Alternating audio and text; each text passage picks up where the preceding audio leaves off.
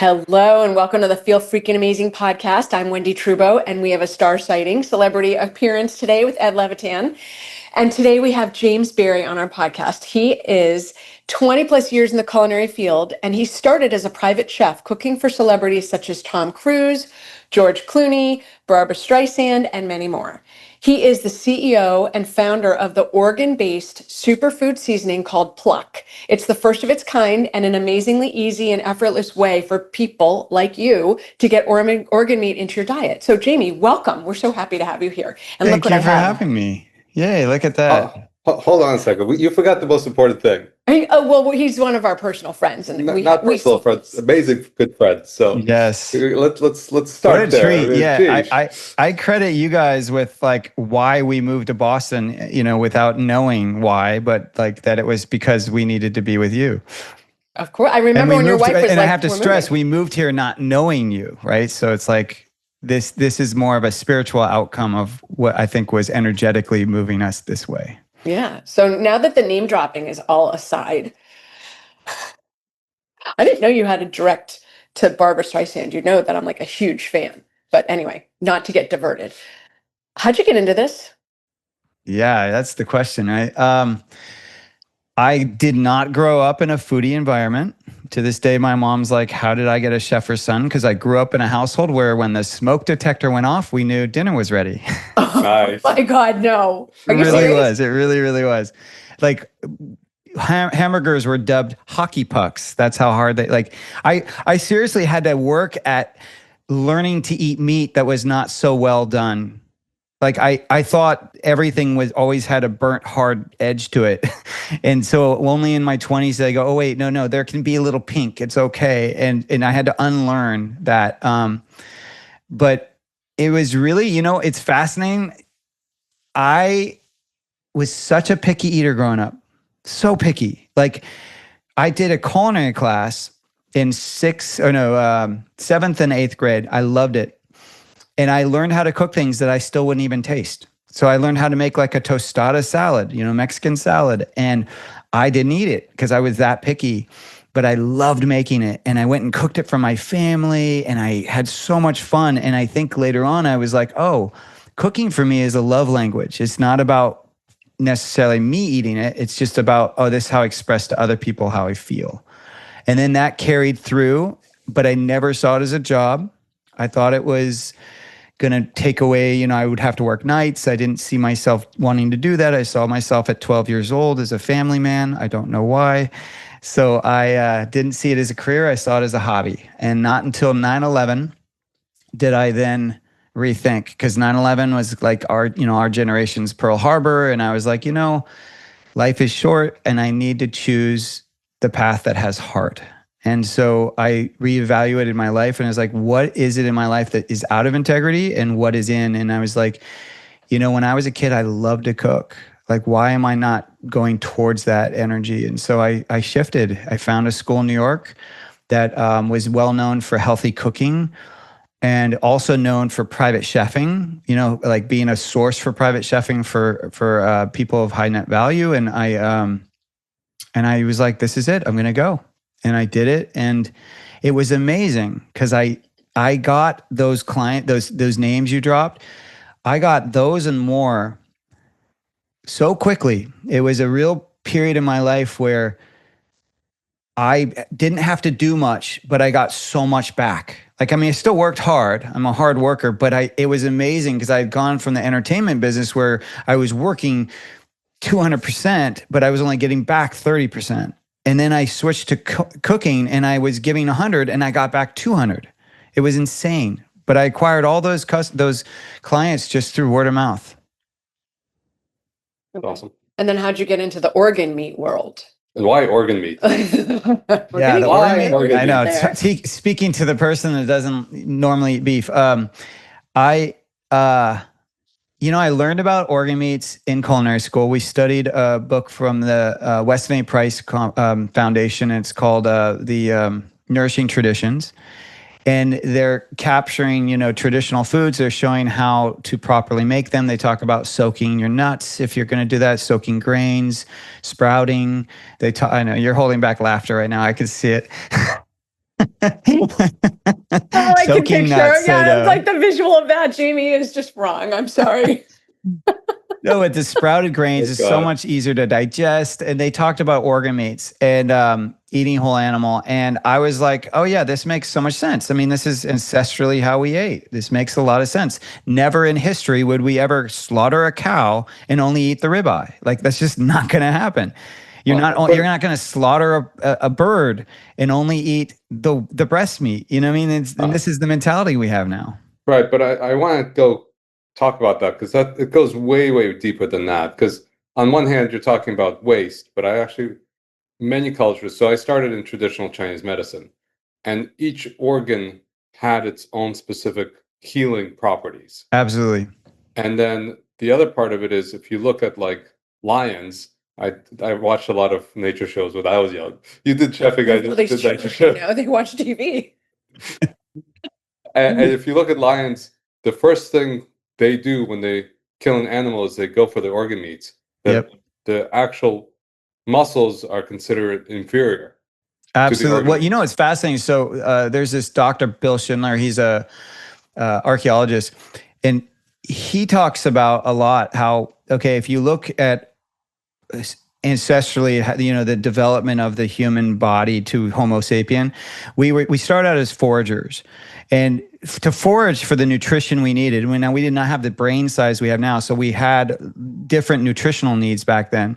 But we would forage, and you were foraging all day, right?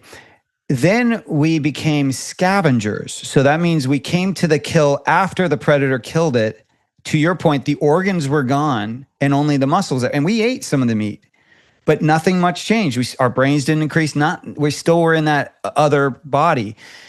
And then we got a rudimentary tool. We became a predator, and we got three things we historically had not gotten.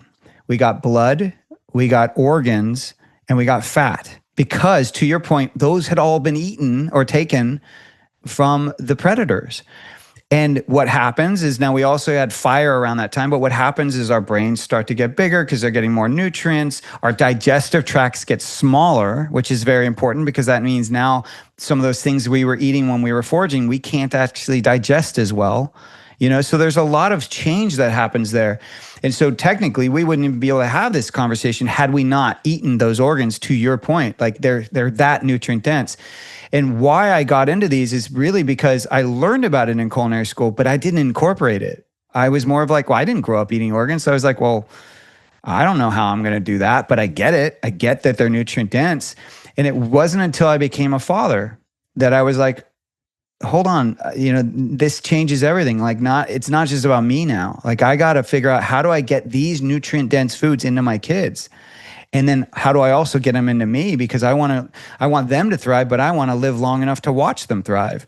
And so that's where I started going, okay, I got to solve this. I need to get these into my diet. But I recognize there's three main hurdles. The taste, people think they're gross, even whether they've tasted them or not, they think they're gross. I think that's really interesting. Two, we think that we think that they have to be cooked differently. We think we don't know how to cook them. We're intimidated, so the culinary knowledge. And then the third one is, despite the internet, we still feel intimidated on where to source them and how to source them.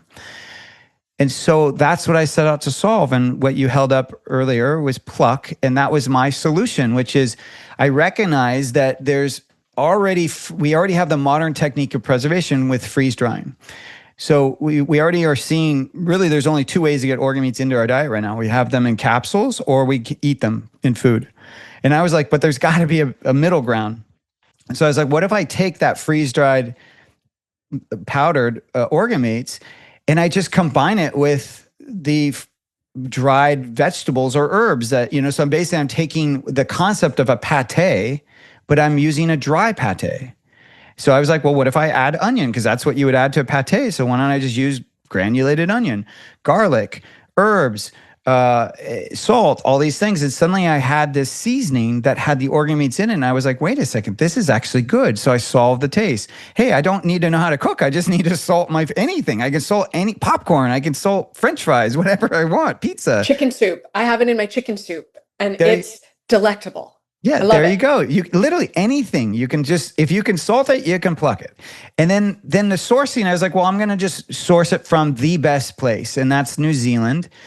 Now, New Zealand is an island, so they are able to, they have green grass year round. So they have 100% grass-fed beef. A lot of it's pastured. They also are very, because it's a major export for them, they're very diligent about making sure it's clean and, most importantly, accessible. Like you have access to parts of the animal there that we cannot get here. For example, brain. You cannot buy brain here. It's on a list of you cannot retail it. Over there, you can get it. And guess what? They've never ever had mad cow disease. So isn't that interesting? So like that means that the brain that you're sourcing from there is going to be clean and safe. So right there, I was like, this is it. And then I started like serving it at parties, and not telling people. And I was like, I got to test this, right? And everyone would finish the meal, and they were like, "Oh my God, that was so good. Did you do? What did you do?" And I was like, "Well, you just ate organ meats." And they're like, "What?" and they're like, "I don't understand." And I was like, "Well, I'm developing this product, and it's because I want to be able to give it to my kids and not deal with picky eating." And then I developed it and I got it out there, and then people were like, wait a second, it's good. And yeah, it's cool. And I'm noticing some health changes slowly because it's microdosing frequently, cumulative effect kind of thought. But what's interesting is it's actually making my food taste better. Like I'm getting results where people are like, I want seconds, and I'm getting more compliments on my food. People think I'm a better chef than I've ever been. And so it's been having these amazing results that I had no idea when I started doing it. Another one I want to quickly mention is the palate. So a lot of parents deal with picky eaters, like I was a picky eater, as I mentioned. And I've come to realize, like, yes, there's some chemical and physical reasons why someone might be picky, but one of the biggest reasons is emotional. And I know for me, when I was a kid, it was like I was trying to control. A lot of my life was out of control, so the thing that I could control is what went into my mouth. And so that picky eating was basically my way of controlling what I could.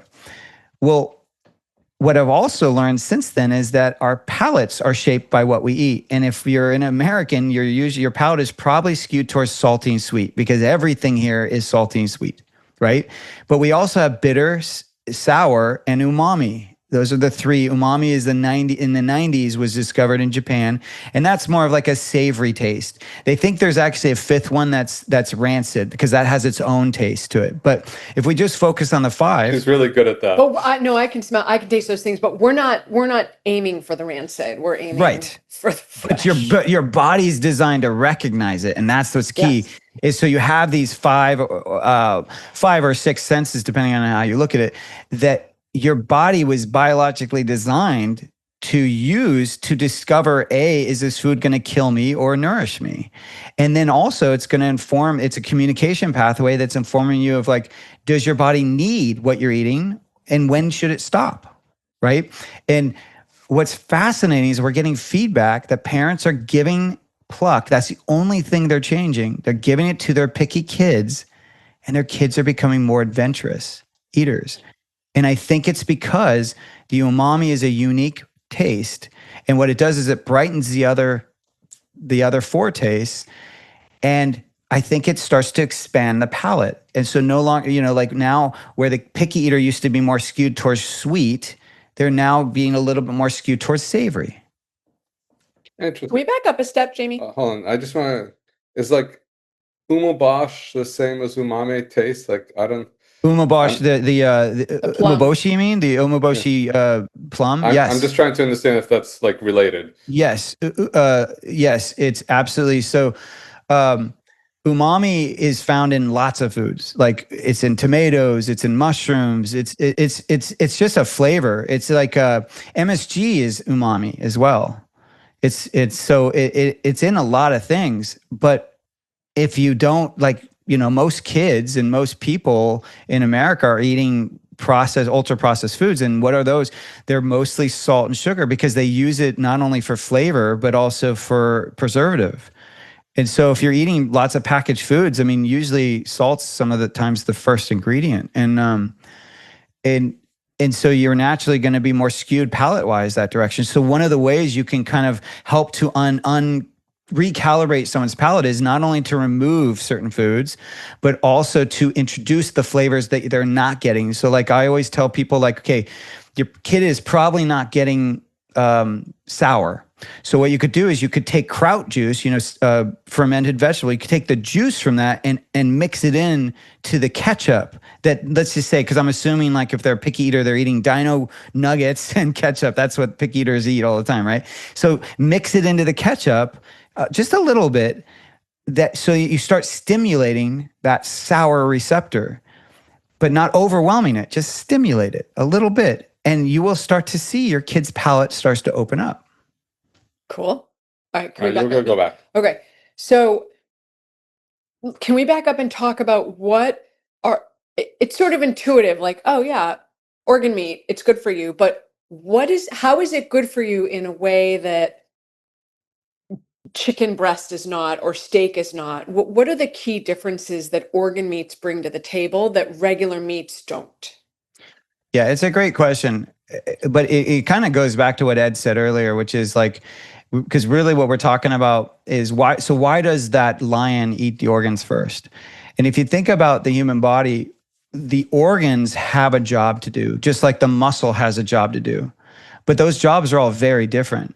And so the nutrients you need to move that muscle is different than the nutrients you need to pump that heart, even though they're both technically are muscles, as you both know, right? So it's like, for example, there's CoQ10 in heart, but there's not CoQ10 in your muscle, your leg muscle, right?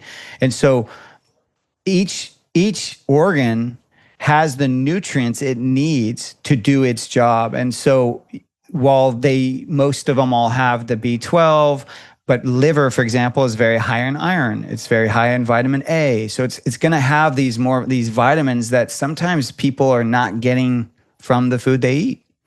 Whether it's from depleted soils or because they're eating foods that are more devoid in nutrients. One thing we have to think about too is like, not only, this is one that people are only starting to clue in on, is like, let's say we talk about broccoli. People are like, oh, broccoli's got all these great vitamins, right? But when the broccoli was picked, how long it took to get to your refrigerator, and when you actually cook it determines how much nutrients it has, because nutrients are affected by time and temperature. And so for most of us, by the time we actually get these foods, and I'm using air quotes of like nutrient dense foods, they're no longer nutrient dense.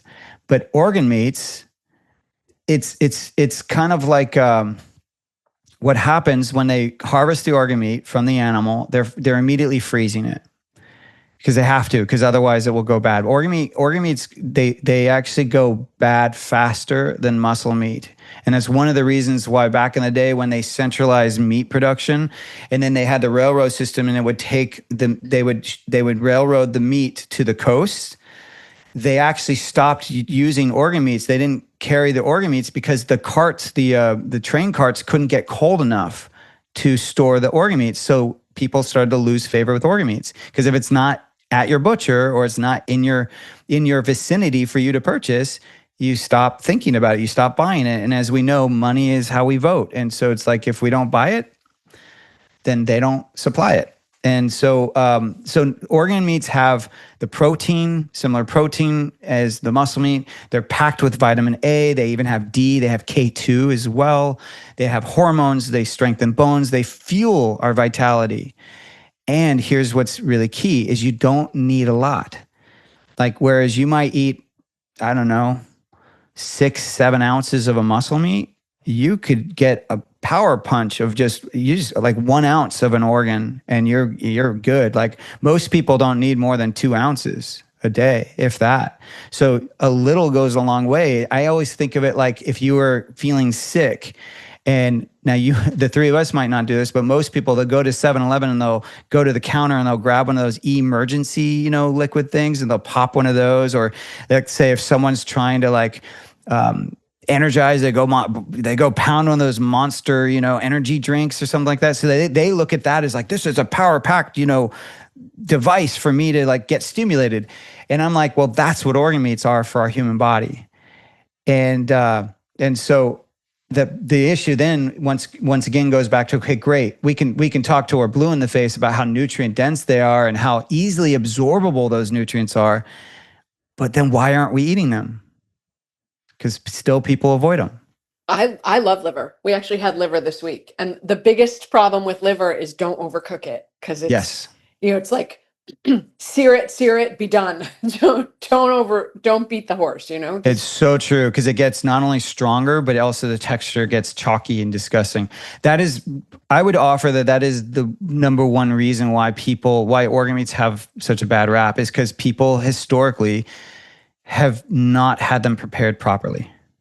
Yeah, I remember. I think at this point, historically maybe, but at this point, 99% of people have never tasted it. No, they've never tasted it.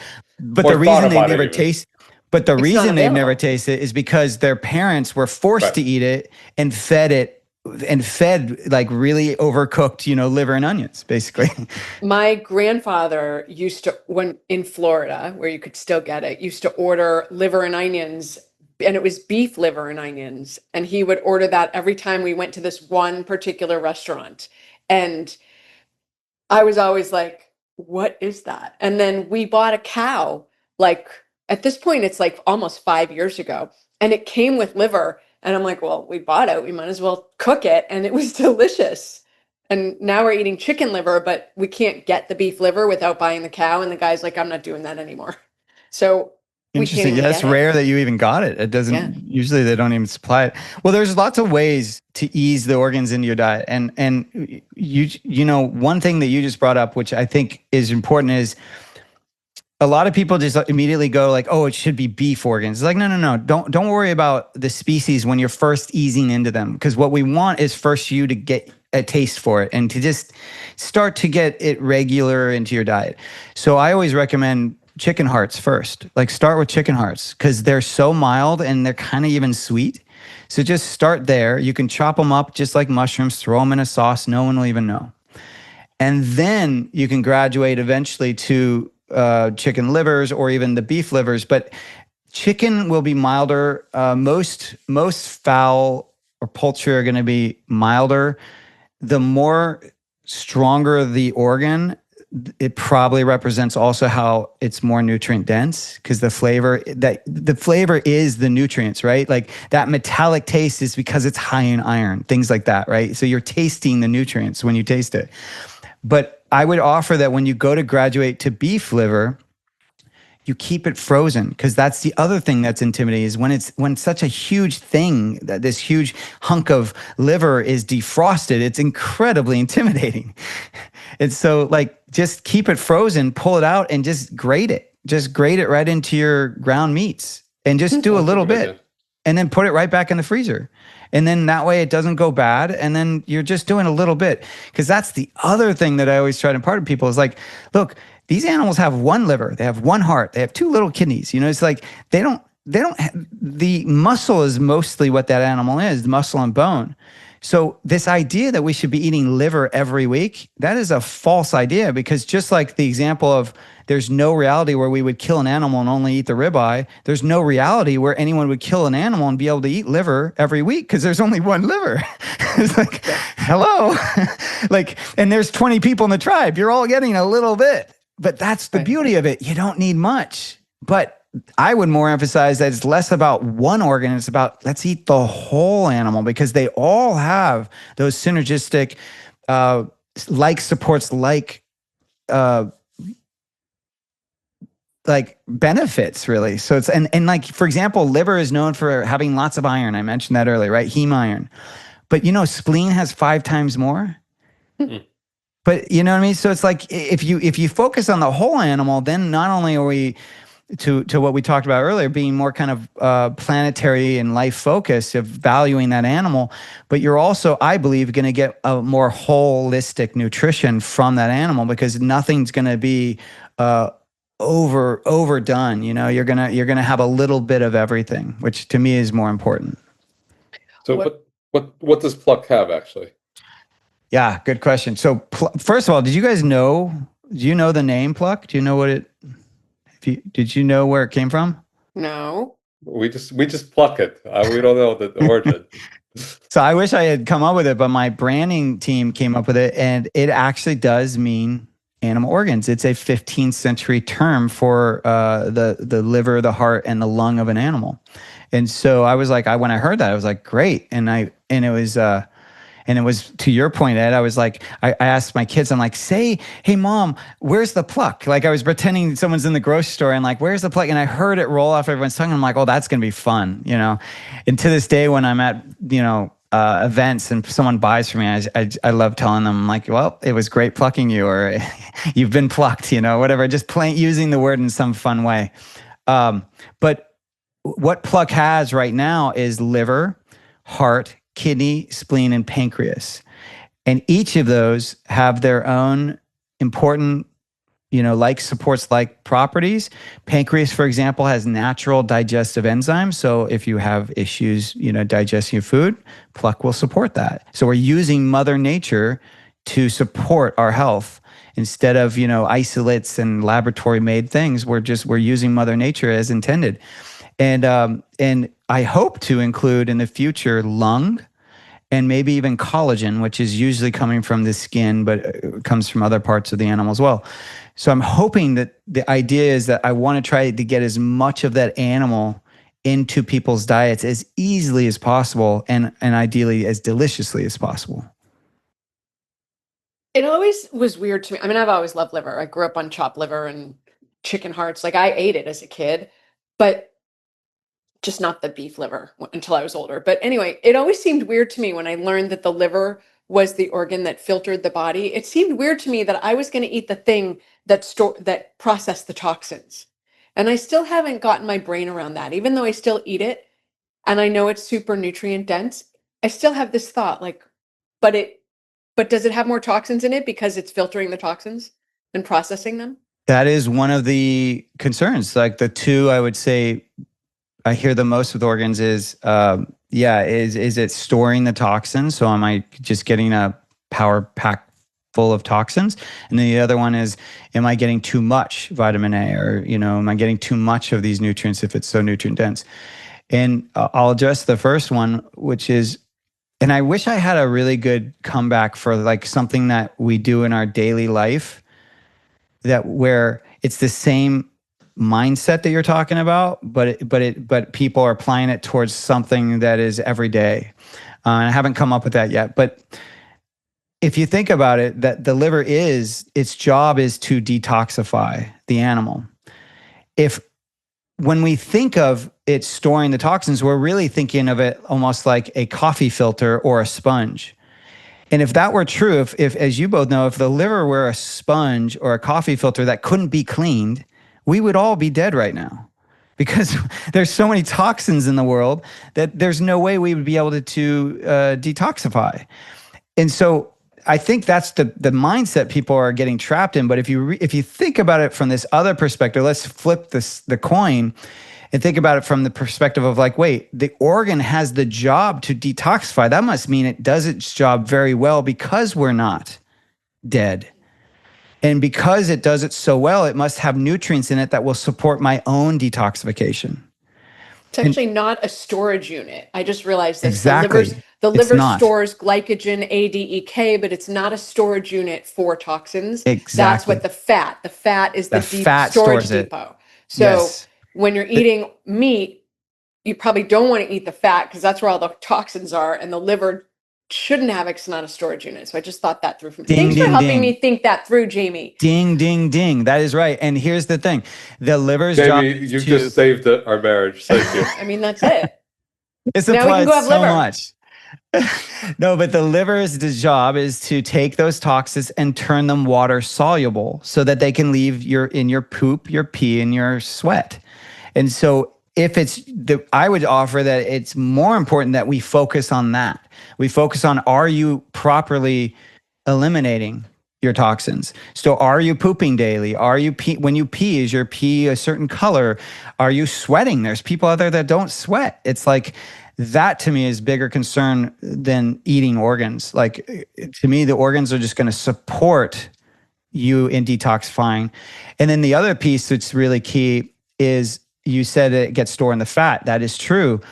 And so if you're overweight, you also, and this is kind of carries over what pluck is. Pluck to me is a micro dosing. So we're trying to do little amounts, but we're trying to do them daily and multiple times daily. I am a big fan of small amounts, but regularly, right? I don't like extreme. I think extreme is not sustainable. And I think while we live in a world that is so extreme, but I don't believe that human nature is meant to be extreme. I think it's meant to be very gradual and small amounts, because it's more important to sustain things than it is to blow them out or to do something briefly but never do it again. And so what is very important is that if someone is overweight, you have to assume that you have been storing toxins in your fat. And when you go to lose that weight, you better do it gradually, because you could get very sick. Yeah, those are some of the stories we've heard about people who go on crash diets and lose all this weight. We see every day. We see it here. Yeah, and they're sick as hell. And I'm like, dude, slow down. Yeah. We don't want to blame that's you. part of the GLP issue and everything else. People are going too fast. But Totally. I want to go back. I want to add to make sure that there's a big distinction that you had in terms of toxins. You're sourcing from New Zealand, which is a very, very clean country. It's organic, etc., so forth. I'm thinking about the Russian store selling beef hearts and chicken hearts and chicken livers from regular chickens. I wouldn't touch the stuff. Just because. Well, okay. Yes. And that is not organic. No, that's true. But I do have a different opinion about that. And here's what, like, I don't see it as so black or white. I really do see it as more gray. Like, I see it as like, look, if you can afford to get the 100% grass fed, if you can afford to buy that high quality meat, great. Absolutely. That should be your first choice. But then the question is, but if you can't afford it, does that mean you don't eat it? And right. I would offer, and Rob Wolf, who wrote with his other author, he wrote the Sacred Cow book. They talk about this, that they pointed out that the nutritional difference between a conventional cow and a grass-fed cow is not as extreme as people think it is. Sure. And so I would offer that those conventional cows still don't live very long enough lives to be as toxic as we think they are. Like, I'm not saying I believe that they're being humanely treated. I don't believe they're being fed properly. I don't. But do I think that they are as toxic burdened as we think conventional and the way we've been sold conventional meat is? I don't think it is. I think that there are, if you think about it, to your point, you said Russian stores, right? But in America, most organs that people can source are found in Asian markets and Mexican markets, and then Russian as well. And really what we're talking about is international markets, right? Think about the billions amount of people that eat those foods. They're not all sick. They're fine. You know what I mean? Like they're doing well, and they're probably not as stressed out about the granularities of their food and where they're getting it from as some of us more kind of one percenters are, of like, I almost believe it's the stress over, like, is this food exactly, does it fit? Is it organic? Is it this or is that? Does it have glyphosate? Yeah. And it's like almost like we're doing too much. It's like, I believe that we're spinning ourselves out, and I don't believe you guys are, but I'm sure we all know people like that. I know people that I'm like, they go to a restaurant and the questions they have to ask, the details that they go through are so, I get stressed out watching them. There's some really cool restaurants. There's some really cool YouTubes about all that. So tell me something, Jamie. I want to pivot. Tell me, what's the difference that organ meat makes? I mean, we've talked about that the lions eat it first and that it's ancestral, but can you point to, here are the things that you find when you really start to get those gears moving? What does it do? So if you think about it, every biological system in our body is fueled by the nutrients that you can find in organ meats. The nutrients that science has told us, this is what you need to create life, so that they've established these are the nutrients in a prenatal, which you know very well from your background. It's all in organ meats. So I think when you think of it from that perspective, then, okay, so this is, as Mother Nature intended, it's Mother Nature's multivitamin. There's synergistic vitamins already built into it, so it's not isolated. Like, remember back in the day, you used to recommend iron, and then they realized, oh wait, iron not complemented with other nutrients doesn't actually absorb, right? So they're learning that you need to couple certain vitamins together. Well, the organ meats are already done that way. You know, like the fat soluble vitamins, it's got fat. It's like it's all there as intended. So what you find though when people start incorporating organs is I hear more energy. I hear clearer mind, like they don't have the foggy brain. Skin issues clear up. I've seen that. We've gotten feedback from customers that they have some kids who have Crohn's disease. They're eating the organ meats, and it's the only thing that's actually helping them. Another father wrote to us saying that his daughter was born with a skin issue that they were using pharmaceuticals for, wasn't working. They tried supplements, wasn't working. And then they had heard maybe organ meats would help. And she was so young, they couldn't give her the capsules. So they'd use pluck. And they said her skin issues started to go away. So sleep improvements. As you guys know, like sometimes people, you hear about this more and more. They have the I forget the technical term, but the racing heart, Palpitations. Yeah, the palpitations. And a lot of times people are given different drugs or told to get, that surgery where they get the scar tissue on their heart, all that stuff. Like they're told to go that route, but sometimes it's just simply that they're low in B vitamins. So it's like, I've heard like eating the organ meats actually supports them in not having that racy heart. So there's so many things that you just start to see get improved when you eat these incredibly nutrient dense foods. And the key word that I just said is it's a food. It's not, it's there, like even with pluck, all it is freeze dried powdered organ meats and salt and organic spices and herbs. That's it. Like we're not adding some magic potion. It's like we are just capturing what nature has already done so perfectly. So you mentioned popcorn. I haven't put it on popcorn, but I think that's a great idea because we make our own popcorn. So good. And my cats love it. I put the unflavored one on their food and they became much less picky. Like they really? were, yeah. Yeah, they snarf down their food. Oh, right. Oh, that's true. Yeah. That's that picture I was taking. And then I put it in my chicken soup. But then, like, obviously I'm a little bit limited. Like, I want to double click on that thing because it really does. If the cats eat it, then they're very much more, I think, closer to selective, but also closer to nature. It's like, and what is the issue? Like cat food is supposed to have taurine in it, right? Isn't that, I don't know, maybe you guys aren't. So taurine, I think, and I hope I'm not murdering this, but taurine is found in heart. So isn't that interesting that they have to, like, that's the one thing you hear about the difference between dog food and cat food is cat food has to have taurine. And I was always like, well, it's taurine, and then I recently learned, well, that's what you find in heart. So like our cat,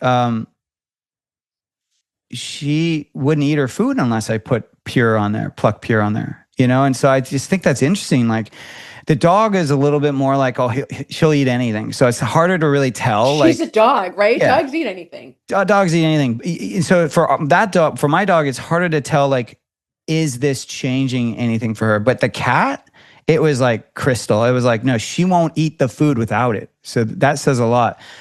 What I have heard though, to your point about how it's removing the picky eating is I keep getting told from customers that are using pure for their animals that, we have to assume that the pet industry is treating animals just like the food industry towards humans is treating us, like they're putting sugar. They're putting in things though in that pet food that the pet normally would not eat if they were in nature.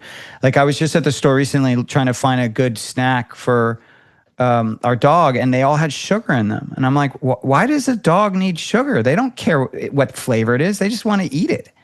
Like they don't need it. And so I thought that was interesting, but really you're starting to see the same human issues in pets that we're finding in humans. So that tells you right there that I bet you it's connected to some of the food. It could be environmental, but I think it's connected to the food. But when you can get these little organ toppers, like that's how people use it, is they sprinkle Pure right over that food that's not as nutrient or as found in nature that the pet would eat. The pet goes crazy for it and they eat it all. So I do think it's a really great solution for if you don't want to spend more money on those really raw, like highly expensive pet foods that have the organs in it. This is a great kind of hack because you just put a pinch and they will eat all of their food, guaranteed. Yeah. Our cats went nuts and it was actually a happy accident because we left the bottle on the table. We had showed someone the bottle, we left it on the table, and a half hour later, the cats were fighting over the bottle. And then I was like, oh, maybe they like that. So then we put it on their food, and that's how we figured it out. So we have heard that where people get their delivery and then their dogs tear open the bag or box or whatever before they can get to it because they can smell it through there. Yeah. Yeah. All right, so what's your favorite thing to put it on for humans?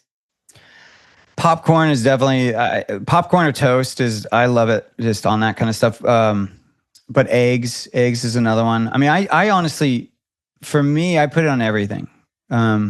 Like anything, like fish, chicken, beef, doesn't matter. Salads, I even sprinkle it over my salad. And mostly because I do not want people thinking like this is a one time and done kind of thing. Like you don't get enough organ meats from one use of it. Like that's not the point. If you're looking for that, go take the capsules. You know what I mean? Like that's going to be more of a swallow 6 to 8 capsules and you're done, you know? But then the issue you're running into is like, did you just get too much? Like, cause when we swallow things versus eating them, we're bypassing that neurolingual response, that communication system I talked about earlier that our bodies were designed to utilize. When you bypass that, now you don't know what your body needs and wants. And so I'm a big fan of like, eat your food and eat it slow enough and mindful enough so that your body will tell you when to stop and what it needs or doesn't need.